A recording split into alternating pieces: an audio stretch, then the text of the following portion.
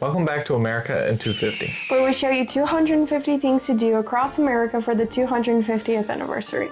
This week took us into a cave, a library, through a desert cliff, into a neighborhood, and standing in front of the documents that built this country. Let's get into it. First one for this week is Mammoth Cave in Kentucky, and this one's actually personal for me. I went as a kid on a family camping trip. We drove down from near Cincinnati. He still remembers it mostly through the names like the Bottomless Pit, Fat Man's Misery, or the Giant's Coffin. Those names are how I remembered any of it, honestly. I was young enough that most of the actual details are gone. So this time, it was him, his brother, and me. We drove up from Florida and camped right in the park. Mammoth Cave is the longest cave system on the entire planet. They've mapped over 426 miles of the cave so far, and that's just what's been found. It's not even close to whatever's in second place either. It's more than 3 times longer. It stays a constant 54 degrees down there too, no matter what the weather is outside. We ended up doing 2 separate tours just to see different sections of the cave, since one trip through doesn't come close to covering it all. And at one point on one of the tours, the guide turned off every single light and lit just one candle to show us what it would have looked like for people who first explored this place with nothing but a candle. There are over 200 species living down there in total darkness, including the Kentucky cave shrimp that doesn't exist anywhere else on Earth. You need a tour ticket booked ahead through recreation.gov, and they can sell out weeks in advance. So this isn't a show up and go kind of place. If you're anywhere near Kentucky, this is worth building an entire trip around. Episode 12 took us to the building that holds the largest library on the entire planet. The Library of Congress in Washington, D.C. This is one of those places that you've probably only seen in a movie like National Treasure. It holds more than 178 million items in the collection, and the reason it even exists goes back to 1814, when the British burned down the Capitol and burned most of the original library with it. So Congress turned around and bought Thomas Jefferson's own personal library to rebuild it. They paid him just under $24,000 for it, which is something like $450,000 today. We got free timed entry passes to enter. Inside you can see the Great Hall, an exhibit, the reading room, and some of Thomas Jefferson's original collection. You're not flipping through them or anything. They're behind glass, but it's still one of those moments when you're looking at something Thomas Jefferson actually owned. The Great Hall has the stained glass ceiling. Over 50 different sculptors, painters, and mosaic artists worked on it. And you can look straight down into the main reading room from the second floor. The mosaics have quotes from authors worked in everywhere. The whole building is themed around literature. Honestly, it's one of the most beautiful rooms we've ever walked into. It's free and you can get on a timed tour to go through the main reading room throughout the day. If you want to actually use the collection or sit in the reading room, you need a library card, but you can get one the same day. If you're in DC, this is one you need to make time for. Episode 13 took us out to the Utah desert. There's a tunnel in Zion that puts you in total darkness for over a mile, right before it drops you into one of the best views in the whole park. We watched videos of the drive before we went, kind of hyping ourselves up for it. And it still wasn't enough. No video really prepares you for coming out of that tunnel into the canyon. It was built in 1930 and took just under 3 years. They blasted straight through solid sandstone to create the 1.1 mile long tunnel, and when it was opened, it was the longest tunnel of its kind in the country. While you're inside, every so often you catch a glimpse out of one of the gallery windows cut into the rock.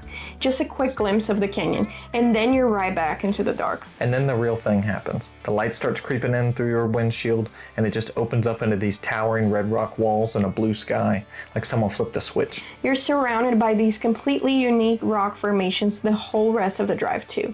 A tip for if you're driving anything oversized like an RV, this tunnel isn't an option anymore. There used to be a permit and a ranger who'd hold traffic to let you through. As of this past June, that system is gone. There's a hard size limit now, and if you're over it in any dimension, you can't use the road at all. You'd have to take one of the paved routes around it instead. So double check your vehicle information before you plan this drive and check out the National Parks website for more information. But if you're anywhere near southern Utah, this drive is worth doing. Episode 14, we didn't really go to one place. We went to a type of place. Chinatown. Almost every major city has one. DC, LA, San Francisco, New York, Chicago, and each one's shaped by the specific community that actually built it there. LA's version has this whole market district. There's restaurants, shops, people singing karaoke out in the open, art all over the walls, neon signs everywhere, and there's even a statue of Bruce Lee. DC's is built right into the city grid and has a totally different feel. And we ended up eating at the same restaurant, Chinatown Garden, 4 different nights that week. By the end of the week, they just knew us. We'd walk in and they already had a sense of what we wanted. Every city's version really does have its own personality, its own architecture, its own food, even though it's technically the same thing on paper. You don't need a plan for this one. Just show up in whatever major city you're in, walk around and grab something to eat.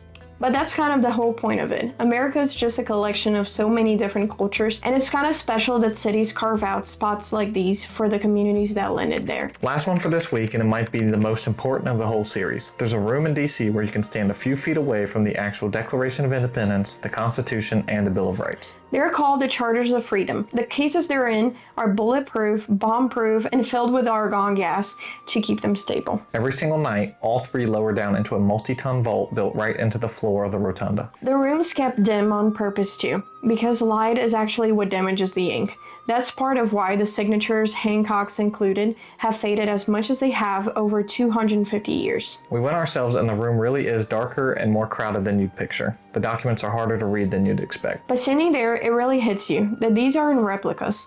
These are actual foundations of the country, sitting right there in front of you. And honestly, most people never really stop to read what's actually on them. Standing there kind of makes you want to.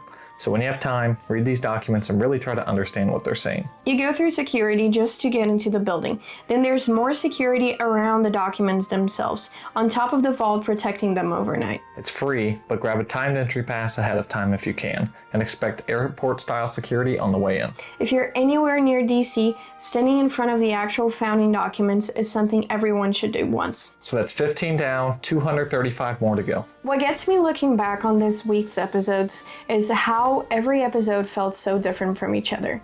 We have the Library of Congress, the biggest library in the world. We have the longest cave system in the world, a cliff we drove straight through, a neighborhood built on the culture that lives there, and all the actual documents that this country runs on. If any of these are anywhere near you, go check them out. And if there's one you think needs a spot in the 250, let us know in the comments down below. Check out our social media to watch the episodes and visit our website, AmericanTravelArchives.com, to see more about the series. Follow along for more American 250, and we'll see you in the next episode. Bye!